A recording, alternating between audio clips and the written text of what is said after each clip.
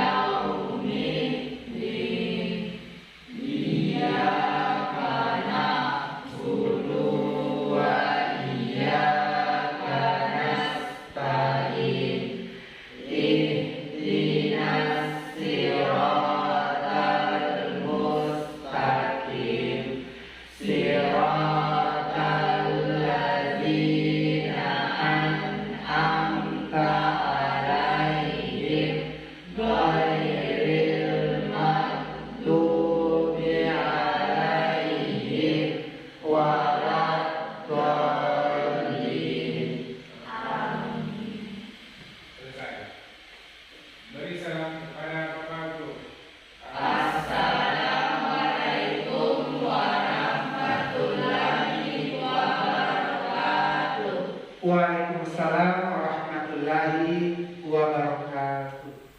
Fauzan Mubarak, Hamdana, Nirmala Sari, Nurul Khalifah, Raga Setiawansyah. Anak sekalian, minggu lalu atau pertemuan sebelumnya kita sudah belajar di KD 3.2. Ya, pertemuan pertama kemarin materinya tentang apa? Pertumbuhan ekonomi. Ya, boleh angkat tangan. Pertumbuhan. Oke, indikator yang akan kita capai dalam tentunya materi ini, ya Bapak akan sampaikan, dan ini sebentar insya Allah akan menjadi ya pembahasan sebagaimana kelompok sebelumnya. Nah, ini adalah kelompoknya. Kelompok 1 ada Nur Khalifah, Nurul Mawadah, ada Ismail Arifin, Rangga Setiawansyah, Fauzan, kemudian ada Nirmala, kemudian kelompok 2 ada Hamdana, Tessa, Saifullah, Alvin, Farah, dan Rizky. Nah, meskipun kemarin kelompok 1 sebagai tim pro karena membahas pertumbuhan ekonomi, sekarang kelompok 2 akan membahas tentang pembangunan ekonomi. Maka kembali menjadi tim pro dan kelompok 1 akan menjadi tim kon. Terima kasih atas kesempatan yang diberikan kepada saya. Perkenalkan, nama saya Tessa Andriani dari kelompok 2. Pembangunan ekonomi adalah suatu proses terencana dan berkelanjutan yang dilakukan pemerintah untuk meningkatkan pendapatan per kapita. Di dalam pembangunan ekonomi, faktor yang mempengaruhi itu ada 6. Yang pertama adalah sumber daya manusia. Untuk indikator keberhasilan pembangunan ekonomi sendiri kita bagi dua. Yang pertama, indikator ekonomi atau per kapita. Kebijakan dan strategi pembangunan terbagi 3, yaitu kebijakan makro, kebijakan mikro, dan kebijakan meso. Kelompok 1, ada pertanyaan? Ya, silakan. Perkenalkan, nama saya Fauzan Mubarak. Saya dari kelompok 1 ingin memberikan pertanyaan kepada kelompok 2. Salah satu faktor yang mempengaruhi pembangunan ekonomi adalah sumber daya alam.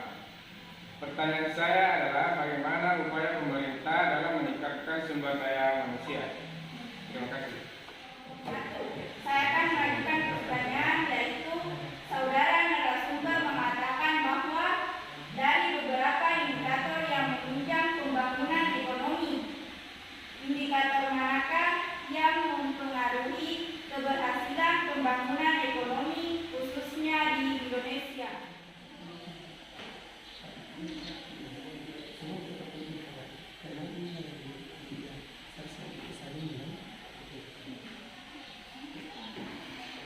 Terima kasih atas pertanyaan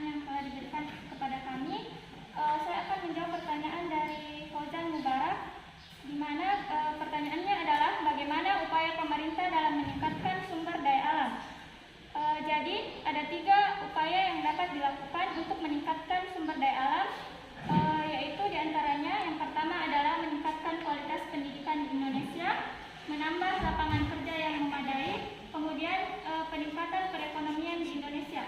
Baik, itulah jawaban dari kelompok kami. Lebih dan kurangnya mohon dimaafkan. Sumber daya manusia ya, peningkatan sumber daya manusia. Baik, bagaimana jawaban terdekat? Jadi jawabannya ada tanggapan dari kelompok. Oke, silakan.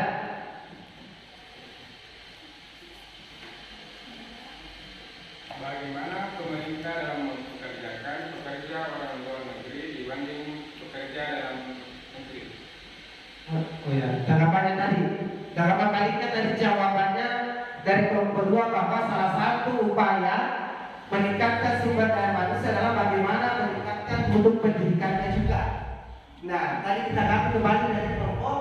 Ya. Jadi ucapkan terima kasih juga ya atas jawaban. Jadi jawabannya luar biasa. Tapi Oke, mengingat sumber daya alam dari Indonesia memang begitu banyak, luas atau bisa dibilang tidak terbatas, namun mengapa pemerintah memperkerjakan sumber daya manusia dari tenaga asing?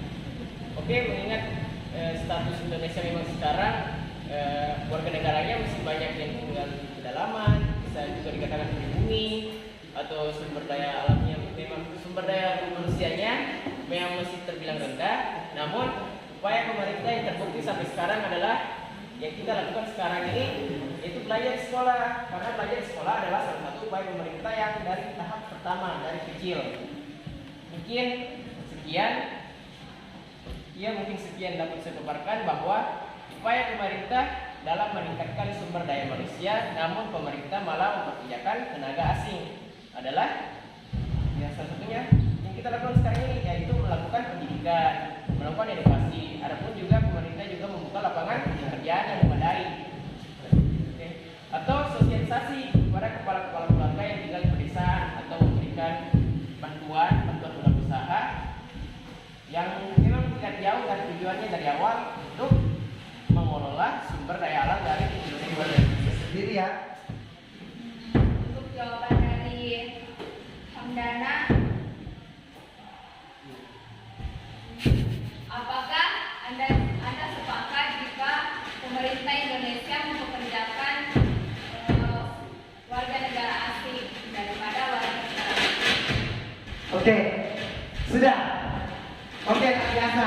Pertanyaannya tanggapannya tadi langsung tanyakan. Kalau begitu perspektif dari narasumber tadi ini, sepakat Anda kita mempekerjakan, pemerintah mempekerjakan orang asing dari sumber daya manusianya itu di Indonesia.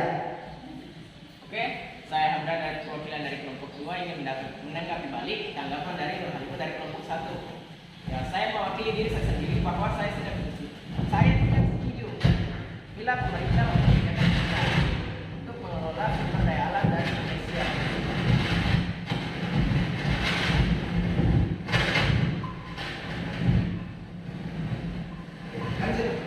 Saya ulangi, saya mewakili diri saya sendiri bahwa saya tidak setuju apabila pemerintah memperkerjakan tenaga asing untuk mengelola sumber daya alam dari Indonesia. Meskipun apabila tenaga asing yang mengelola sumber daya alam di Indonesia itu ya membawa dampak positif dan dampak negatif.